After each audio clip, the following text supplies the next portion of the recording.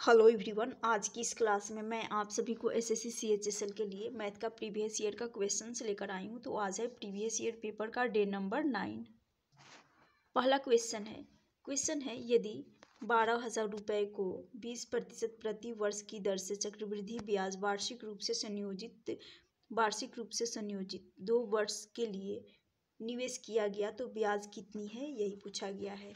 तो टाइम है 2 वर्ष का, समय 2 वर्ष का है, रेट यानी दर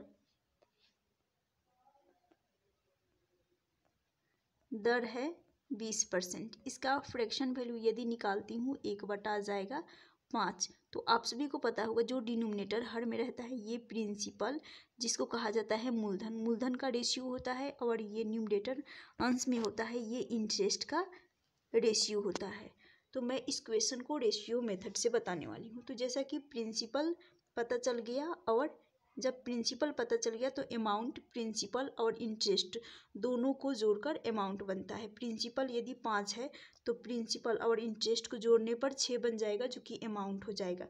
टाइम 2 वर्ष का है तो ये पहले वर्ष का रेशियो 5 से 6 हो गया, फिर दूसरे वर्ष का भी 5 से 6 ही होगा।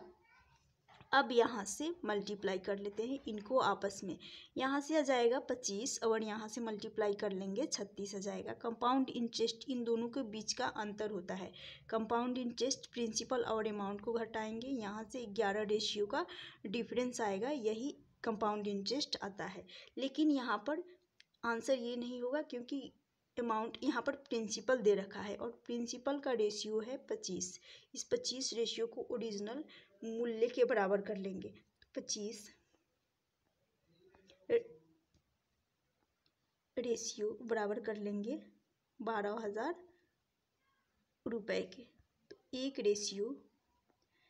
रेशियो का मान आ जाएगा 12,000 अपॉन 25, 12,000 अपॉन 25। लेकिन इंटरेस्ट हमें ब्याज पता करनी है, ब्याज निकालनी है, तो उसके लिए एक रेशियो का मान जैसे कि 12,025 आ गया है उस और बटा में 25 है, 12,000 अपॉन 25 गुना यहाँ पर हो जाएगा 11। 25 से 12,000 को काट रही हूँ तो 25 चौका 100, 4 बार में चला जाएगा, 25 अठे 200। उसके बाद यहाँ पर बचेगा 10 यानी 480 इंटू 11 करेंगे तो आंसर इसका निकल कर 480 गुना 11 करने पर इसका राइट आंसर हो जाएगा 11 अठे 88 यानी 5,280। इस क्वेश्चन का राइट आंसर हो जाएगा ऑप्शन ए। नेक्स्ट क्वेश्चन है, एक चुनाव में 2 उम्मीदवार ने भाग लिया, 20% मतदाताओं ने अपना वोट नहीं डाला और 10% अवैध घोषित कर दिया गया। विजेता उम्मीदवार को वैध मत का 60% प्राप्त हुआ और वह 28,800 मतों से निर्वाचित हुआ। तो मतों की कुल संख्या कितनी है? तो सबसे पहले मतों की कुल संख्या को मान लेंगे 100 यानी टोटल वोट, जो कि हो जाएगा टोटल वोट 100, 100 एक मान लेती हूँ, और उसमें से भी 100 में से भी जो टोटल 100 मानी हूँ उसमें से 20% मतदाताओं ने अपना वोट नहीं डाला। तो यानी डाला गया वोट जो कि हो जाएगा 80, यहाँ 80 एक मान लेती हूँ। फिर कहा गया है 10% अवैध घोषित कर दिया गया, यानी जब टोटल मानी हूँ 100 उसमें से 10% को अवैध घोषित कर दिया गया तो 90% जो कि हो जाएंगे वैध यानी वैलिड वोट होंगे, 90 जो कि वैलिड वोट होंगे और वो भी डाले गए तो यानी 80 हैं डाले गए। 90% है तो 90/100 करेंगे, 2 शून्य से ये शून्य चला जाएगा यानी ये हो जाएगा 72। तो 72 ऐसे हैं जो कि वैध मत हैं, वैलिड वोट जिसको कहा जाएगा वैलिड वोट, जो कि 72 1 है। अब इसी वैलिड वोट का कहा गया है विजेता उम्मीदवार को 60% मिल रहा है। तो यहाँ पर विनर को जीतने वाले को मिल जाएगा 60%। तो विनर को 60 मिल रहा है तो लूजर को मिल जाएगा 40%, लूजर को 40% मिल, क्योंकि टोटल 100 मानी हूँ, उसमें से 60% यदि विनर को मिल रहा है तो उस 100 में से 60 जाएगा तो 40 बचेगा, जो कि लूजर का हो जाएगा 40%। अब यहाँ पर इन्हीं दोनों का अंतर, विनर यानी विजेता और हारने वाले का जो डिफरेंस आता है वही ये हो जाएगा 20% के बराबर। अब ये जो 20% आया है, इस 20% वैलिड वोट का यानी डाले गए वैध मत का यानी 72 का 20%, इसका फ्रैक्शन वैल्यू निकालेंगे, परसेंटेज को फ्रैक्शन में भिन्न में कन्वर्ट करेंगे, 1/5 आ जाएगा। तो 72 का 1/5 कर लेंगे। उसके बाद जैसे कि कहा गया है 28,800 मतों से निर्वाचित हो रहा है, तो बराबर कर लेंगे 28,800 के बराबर। 72 से इसको काट रही हूँ तो ये चला जाएगा 4 बार में, 4 बार में जा रहा है, लेकिन यहाँ पर 400 है, 400 × 5 कर लेंगे तो यहाँ से आ जाएगा 2000। अब 2000 आ गया है, लेकिन कहा गया है मतों की कुल संख्या निकालनी है, तो ये हो गया 2000। इसमें टोटल निकालने के लिए जो टोटल माने हैं 100, उस 100 का यहाँ मल्टीप्लाई कर देंगे 2000 में, तो 2 लाख इस क्वेश्चन का राइट आंसर हो जाएगा ऑप्शन सी, इस क्वेश्चन का राइट आंसर हो जाएगा। नेक्स्ट क्वेश्चन है, यदि एक आयत की लंबाई और चौड़ाई क्रमशः 8% और 12% की वृद्धि की जाती है, तो यहाँ रहेगा उस आयत का, यहाँ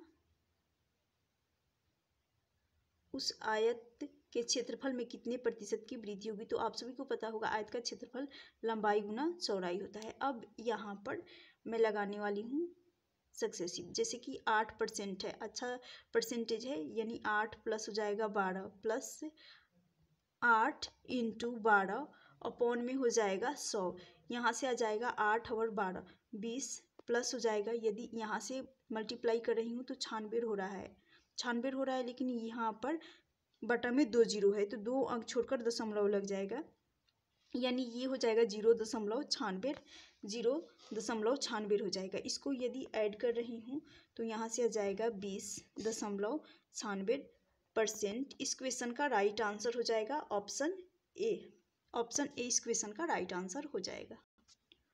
नेक्स्ट क्वेश्चन है, एक व्यक्ति 450 मीटर की दूरी को कितने समय में तय कर सकता है यदि वह 20 किलोमीटर प्रति घंटा की चाल से चलता है।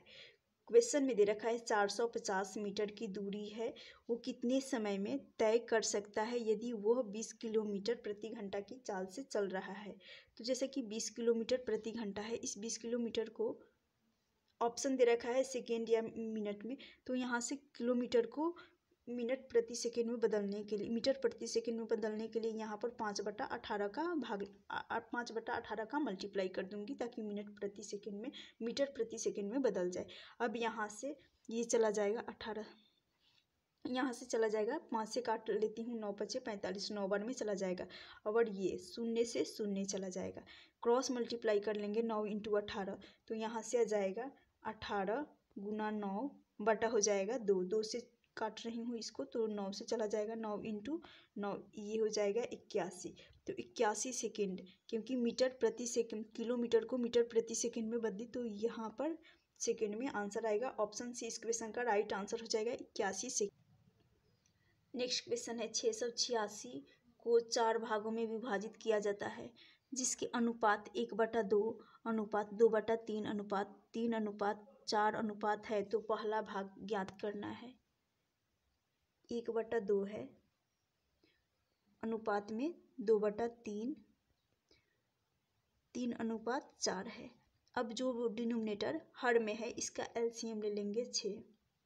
अब इस 6 में 2 का भाग लगाएंगे तो ये जाएगा 3 बार, फिर यहाँ से 3 एकम 3 हो जाएगा, अंश का मल्टीप्लाई होगा 3 के साथ, तो 3 एकम 3, फिर यहाँ से 3 का भाग लगाएंगे 6 में, 2 बार जाएगा, 2 दूनी अंश का मल्टीप्लाई कर लेंगे, यहाँ से आ जाएगा 4, फिर 6 × 3 यहाँ से मल्टीप्लाई करेंगे, डायरेक्ट कर लेंगे 18 हो जाएगा, और यहाँ से 6 × 4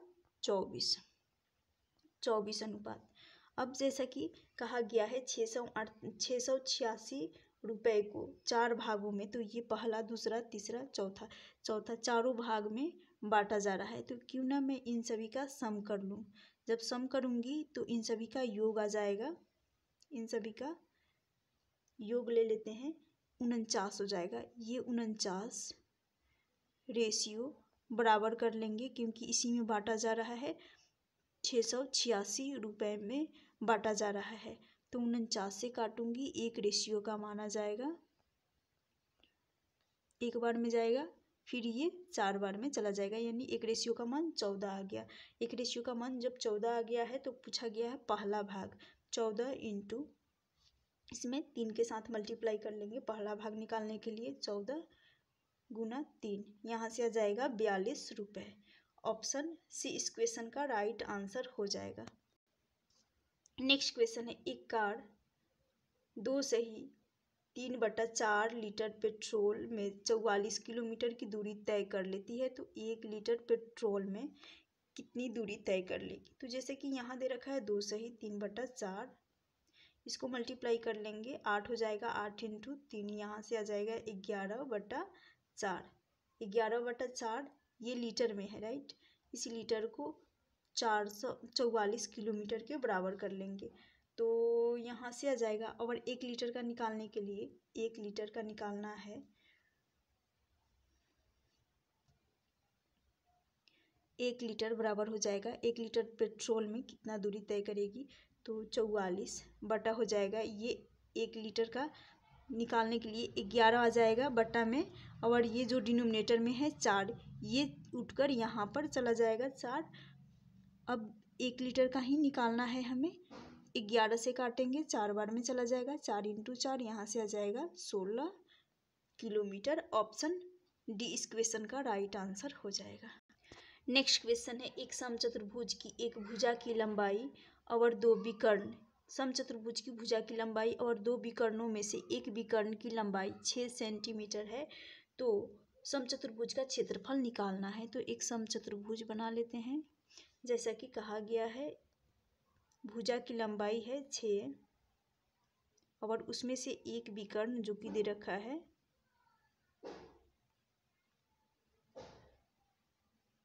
6। आप सभी को पता होगा समचतुर्भुज के सबसे पहले प्रत्येक भुजा बराबर होते हैं और दोनों विकर्ण आपस में एक दूसरे को 90 डिग्री पे काटते हैं। तो यहाँ से हो जाएगा,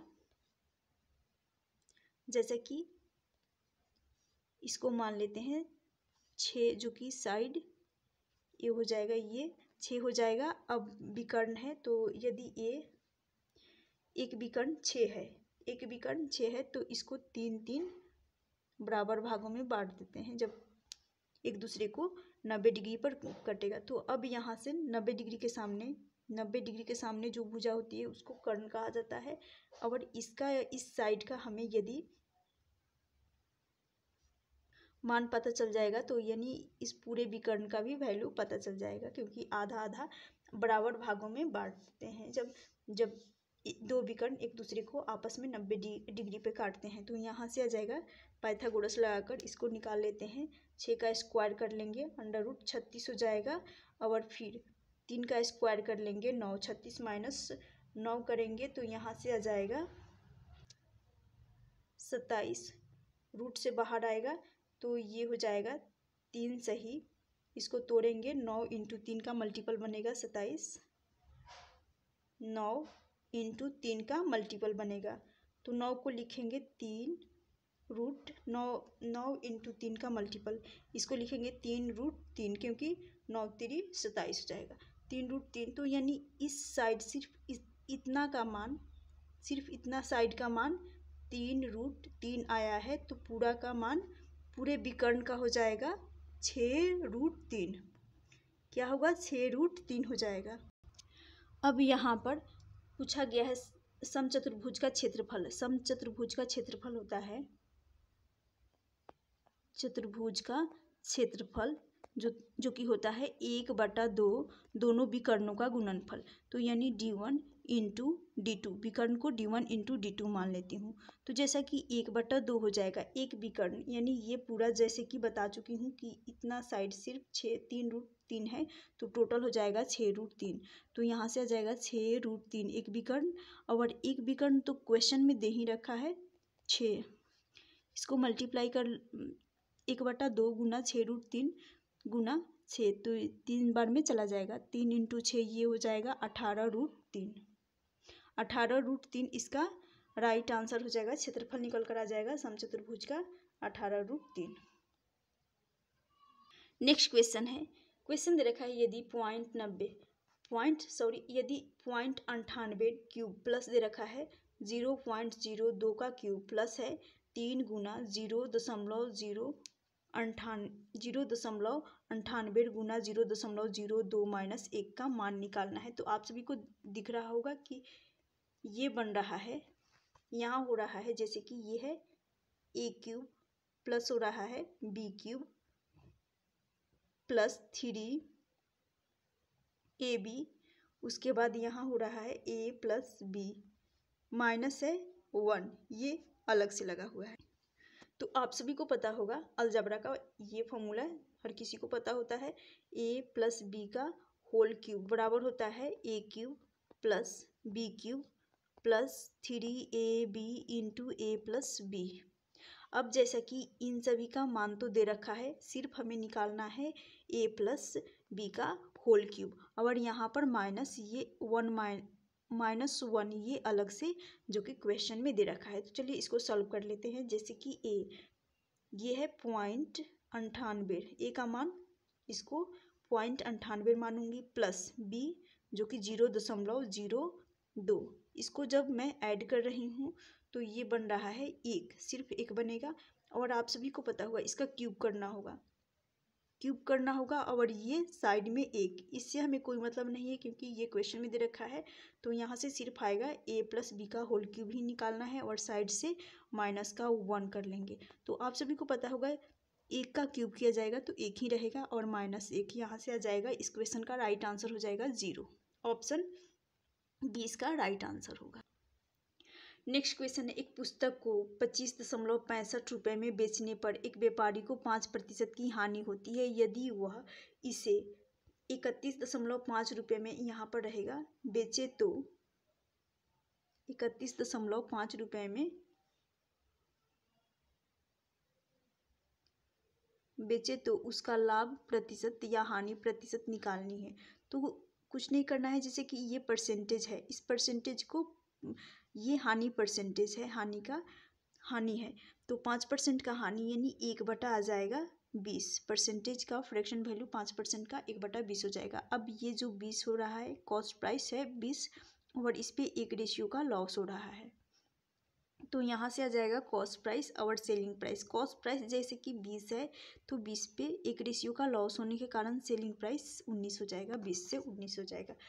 अब यहाँ पर जैसे कि दे रखा है पुस्तक को 25.65 रुपये में बेचा जा रहा है, तो इस 19 को बराबर कर लेंगे जो ओरिजिनल मूल्य है विक्रय मूल्य का, सेलिंग प्राइस का 25.65 के बराबर कर लेंगे इस 19 रेशियो को। तो 19 से यदि इसको काट रही हूँ तो 19 एकम 19, उसके बाद ये चला जाएगा 3 से, यानी ये हो जाएगा 1.35 यहाँ से आ जाएगा 1.35। अब यहाँ से जो 1.35 आ गया है इसको कॉस्ट प्राइस के साथ मल्टीप्लाई कर देंगे, और कॉस्ट प्राइस ये 1 रेशियो का वैल्यू आया है 1.35। कॉस्ट प्राइस का रेशियो है 20, यदि इसमें मल्टीप्लाई कर रही हूँ 1.35 में 20 का मल्टीप्लाई कर रही हूँ तो यहाँ से आ जाएगा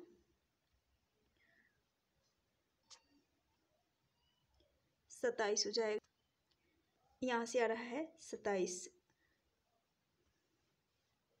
तो अब नया जो कि 27 कॉस्ट प्राइस हो जाएगा, नया वाला 27 कॉस्ट प्राइस हो जाएगा, और इसे 31.5 रुपये में बेचे जाते हैं तो लाभ या हानि प्रतिशत। तो 27 में से ये 31 ये नया वाला कॉस्ट प्राइस है, और सेलिंग प्राइस अब 31.05 है।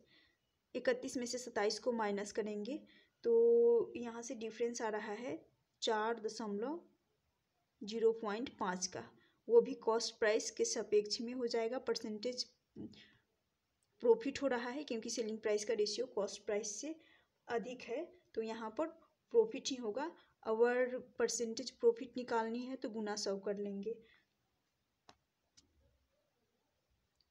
27 एकम 27, ये 15 से चला जाएगा, 27 पच्चीस 135, ये चला जाएगा 15 से 15% का प्रॉफिट हो जाएगा। ऑप्शन डी इस क्वेश्चन का राइट आंसर होगा। नेक्स्ट क्वेश्चन है 56, 156 डिवाइड 47 प्लस है 105, फिर डिवाइड है 25 माइनस 120 से। यहाँ पर डिवाइड ब्रैक, यहाँ पर बार है, बार दे रखा है 6 गुना 5। तो सबसे पहले सिंप्लीफिकेशन में सबसे पहले बार ब्रैकेट को सॉल्व किया जाता है। तो इसको सॉल्व करेंगे, यहाँ से आ जाएगा 30 आएगा, 120 30 से ये चला जाएगा 4 बार में, 25 माइनस 4 कर रही हूँ तो यहाँ से आ जाएगा 21 पचे 105 हो जाएगा, फिर 47 प्लस 5 ये हो जाएगा 52, 156 डिवाइड का साइन है तो 156 में 52 का भाग लगाएंगे, 3 बार में चला जाएगा। ऑप्शन बी इस क्वेश्चन का राइट आंसर हो जाएगा। नेक्स्ट क्वेश्चन है किन्हीं दो संख्याओं का लघुत्तम समवर्तक 3 के 20वें गुणज के बराबर है तथा उनका महत्तम समवर्तक HCF 6 है। यदि एक संख्या 30 है तो दूसरी संख्या निकालनी है। ये क्वेश्चन इंपॉर्टेंट है। जैसे कि LCM की बात करें तो कहा गया है 3 के 20वां गुणज है, तो यानी 3 इंटू 20 कर लेंगे तो यहाँ से आ जाएगा 60, तो LCM हो जाएगा 60। और HCF भी दे रखा है, HCF है 6, HCF क्वेश्चन में 6 दे रखा है। और पहली संख्या, एक संख्या 30 है, क्या निकालना है? दूसरी संख्या। तो दूसरी संख्या के लिए फॉर्मूला होता है, दूसरी संख्या को x मान लेती हूँ तो ये होता है पहली संख्या गुना दूसरी संख्या बराबर LCM इंटू होता है HCF। तो इनका वैल्यू पुट करना है सिर्फ। यहाँ से पहली संख्या जो कि 30 है और दूसरी संख्या को x मान लेती हूँ बराबर LCM 60 HCF 6 चला जाएगा, 30 दूनी 60, 2 से चला जाएगा, 2 इंटू 6 कर लूँगी तो यहाँ से x का माना जाएगा 12 इस क्वेश्चन का दूसरी संख्या जो कि राइट आंसर हो जाएगा 12 इस क्वेश्चन का राइट आंसर हो जाएगा ऑप्शन डी। नेक्स्ट क्वेश्चन है यदि वर्ग की भुजा में 25% की वृद्धि की जाए तो उसके क्षेत्रफल में प्रतिशत वृद्धि ज्ञात करनी है। तो आप सभी को पता होगा वर्ग का क्षेत्रफल होता है भुजा स्क्वायर और भुजा दे रखा है 25%। तो इस क्वेश्चन को मैं दो मेथड से बतानी हूँ, एक सक्सेसिव और एक रेशियो मेथड। तो सबसे पहले यहाँ पर 25 सक्सेसिव से बता देती हूँ, 25 प्लस 25 प्लस हो जाएगा 25 इंटू 25 गुना हो जाएगा बटा में हो जाएगा 100। इसको सॉल्व कर लेंगे, 25 ये हो जाएगा 50 प्लस 25 इंटू 25 यानी ये 25 दो बार आ रहा है, 25 जो कि स्क्वायर करेंगे 625 होता है, 25 का स्क्वायर 625 होता है, लेकिन बटा में 2 जीरो है यानी 100 है। 100 का यदि भाग लगा रही हूँ तो 6.25 आ जाएगा। क्या आएगा? 6.25। अब इसको ऐड कर रही हूँ तो 56, 50 प्लस 6 56.25 इस क्वेश्चन का राइट आंसर हो जाएगा ऑप्शन बी। ऑप्शन बी इस क्वेश्चन का राइट आंसर हो जाएगा। दूसरा मेथड है रेशियो मेथड जो कि 25%। आप सभी को पता होगा 25% का फ्रैक्शन वैल्यू 1/4 होता है।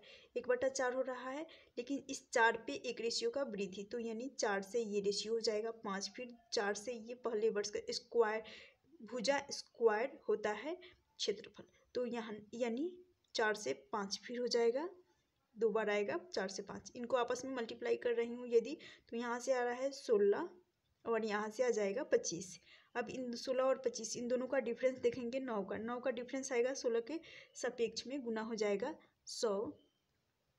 जब इसको सॉल्व करेंगे वही 56.25% इस क्वेश्चन का राइट आंसर हो जाएगा। तो ये हो गया मेथड नंबर 2। चलती हूँ नेक्स्ट क्वेश्चन की तरफ। नेक्स्ट क्वेश्चन है त्रिभुज P, क्वेश्चन है त्रिभुज PQR में कोण Q तथा कोण R के अंतः कोण समद्विभाजक O पर एक दूसरे को काटते हैं, तो कोण ROQ बराबर 96 है, तो कोण RPQ का माप निकालना है। तो सबसे पहले ये हो जाएगा, एक ट्रायंगल बना लेती हूँ और ये कोण Q और कोण R अंतः कोण समद्विभाजक O पर मिलते हैं, यानी ये हो जाएगा अंतः कोण, यानी इन सेंटर O बन जाएगा यहाँ पर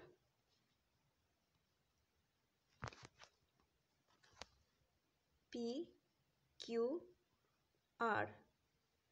तो कहा गया है यहाँ पर कोण RPQ का माप निकालना है, यानी इस कोण का मान ज्ञात करना है और कोण ROQ दे रखा है, तो यानी इसका माप दे रखा है 96 दे रखा है, इसका निकालना है। तो ये हो जाएगा 96 यानी कोण O बराबर हो जाएगा 90 डिग्री प्लस होता है कोण P/2 हो जाएगा। तो कोण O है 96 बराबर 90 प्लस कोण P नहीं पता है, इसी को निकालना है। कोण P बराबर आएगा, इन दोनों का डिफरेंस लेंगे 6 इंटू 2 करेंगे तो यहाँ से आ जाएगा 12 डिग्री। ऑप्शन ए इस क्वेश्चन का राइट आंसर हो जाएगा। नेक्स्ट क्वेश्चन है, एक व्यक्ति 8 घंटे में धारा की दिशा में 30 किलोमीटर की दूरी तय करके वापस आ जाता है। यदि शांत जल में नाव की चाल धारा की चाल से 4 गुनी है तो धारा की चाल निकालनी है। शांत जल में नाव की चाल धारा की चाल से 4 गुनी है, यानी नाव की चाल को v मानेंगे और धारा की चाल को u, और 4 गुनी है नाव की चाल धारा की चाल से, तो नाव की चाल 4 हो जाएगा, नाव की चाल का मान 4 और धारा की चाल का मान 1 हो जाएगा। अब जैसा कि कहा गया है यहाँ पर 30 किलोमीटर की दूरी है, तो यहाँ पर आ जाएगा 30 बराबर हो जाएगा, इसको मान लेती हूँ 4a और इसको मान लेती हूँ a, इसको 4a और इसको मान लेती हूँ a। अब जो कि धारा की दिशा में निकालने के लिए 4a प्लस a करूँगी तो यहाँ से आ जाएगा 5a, और फिर धारा की विपरीत दिशा में 4a में से a को माइनस करूँगी तो यहाँ से आ जाएगा 3a, और बटा में आ जाएगा दोनों के चालों का अंतर आएगा, तो यहाँ से योग आएगा दोनों के चालों का अंतर जो कि 5a और 3a आया है, इन्हीं का योग लेना है। तो योग करेंगे तो यहाँ से आ जाएगा 8a हो जाएगा, और टाइम लग रहा है 8 घंटे का, तो टाइम डिफरेंस यहाँ पर आ जाएगा 8 घंटे का टाइम डिफरेंस आ जाएगा। अब यहाँ से 8 से 8 चला जाएगा, a से a चला जाएगा, उसके बाद यहाँ पर दोनों का गुणनफल आता है, चालों का गुणनफल और बटा में चालों का योग आ जाएगा। इन दोनों का मल्टीप्लाई कर लेंगे 15 होगा, फिर 15 से ये 30 चला जाएगा, 2 बार में a का मान आ जाएगा 2, तो धारा की a का मान 2 आ जाएगा। पूछा गया है धारा की चाल, तो धारा की चाल को u माने हैं, तो a बराबर आ जाएगा 2। ऑप्शन बी इस क्वेश्चन का राइट आंसर हो जाएगा। यदि नाव की चाल पूछी जाती तो 2 इंटू 4 करते, नाव की चाल है v मानी हूँ तो 4 इंटू 2 करेंगे तो यहाँ से आ जाएगा 8, लेकिन धारा की चाल पूछी गई है तो 2 इस क्वेश्चन का राइट आंसर हो जाएगा।